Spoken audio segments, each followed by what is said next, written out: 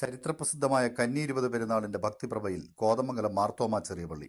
ആഗോള സർവമത തീർത്ഥാടന കേന്ദ്രമായ കോതമംഗലം മാർത്തോമാ ചെറിയ പള്ളിയിൽ കബറടങ്ങിയിരിക്കുന്ന പരിശുദ്ധ എൽദോമാർ ബസേലിയോസ് ബാവായുടെ 340ാമത് ഓർമ്മ പെരുന്നാൾ ആരംഭിച്ചു. പെരുന്നാളിന് കാരണഭൂതനായ പരിശുദ്ധ എൽദോമാർ ബസേലിയോസ് ബാവയുടെ ത്യാഗത്തെ നമുക്ക് സ്മരിക്കാം.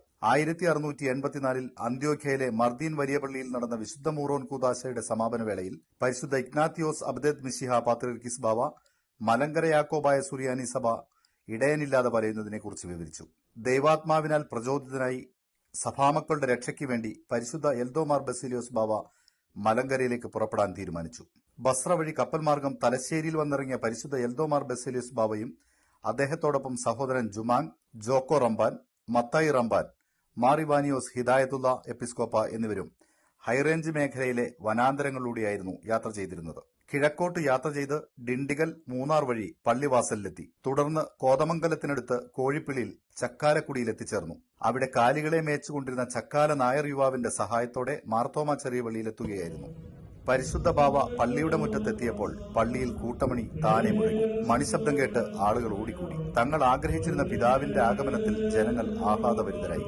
വാർദ്ധക്യവും രോഗവും യാത്രാക്ഷീണവും മനസ്സിലാക്കിയ പിതാവ് അന്ത്യമടുത്തിരിക്കുന്നുവെന്ന് ആത്മാവിലറിഞ്ഞ് സ്ലീബാ പെരുന്നാൾ ദിവസം തന്റെ കൂടെ വന്ന ഹിദായത്തുള്ള റംബാനെ എപ്പിസ്കോപ്പയായി വാഴിച്ച് ഇവാനിയോസ് എന്ന് നാമകരണവും നൽകി.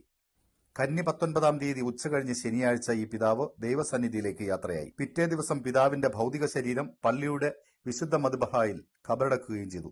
1987 ഒക്ടോബർ 20-ാം തീയതി പരിശുദ്ധ ഇഗ്നാത്തിയോസ് സഖാപ്രഥമൻ പാത്രിയർക്കീസ് ബാവ എൽദോമാർ ബസേലിയോസ് ബാവയെ പരിശുദ്ധനായി പ്രഖ്യാപിച്ചു.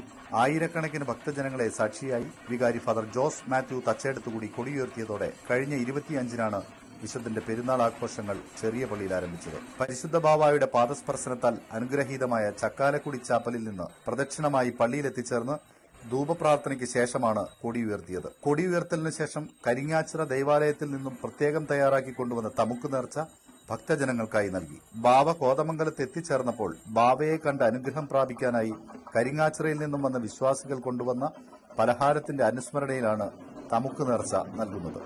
എൽദോ ബാവ കാലം ചെയ്ത സമയത്ത് സ്വയം പ്രകാശം പരത്തിയ കൽക്കുരിശിലെ പെരുന്നാൾ പിറ്റേന്ന് ആഘോഷിച്ചു. ശനിയാഴ്ച വൈകിട്ട് പള്ളിയിലെ ദീപാലങ്കാരങ്ങൾ Dean Kuriakose M P switch on ചെയ്തു. 100-ലേറെ വ്യത്യസ്ത ഡിസൈനുകൾ മിന്നിമറയുന്ന ദീപങ്ങളാൽ നിറഞ്ഞ പള്ളിയുടെ കാഴ്ച കാണാൻ ആയിരക്കണക്കിന് ഭക്തരാണ് എത്തുന്നത്. പ്രധാന പെരുന്നാൾ ദിനങ്ങളായ ഒക്ടോബർ 2-നും 3-നും കാൽനടയായും അല്ലാതെയും ഭക്തലക്ഷങ്ങൾ കോതമംഗലം ചെറിയ പള്ളിയിലെത്തിയാൽ ഒക്ടോബർ 4-ന് പെരുന്നാളിന് കൊടിയിറങ്ങും.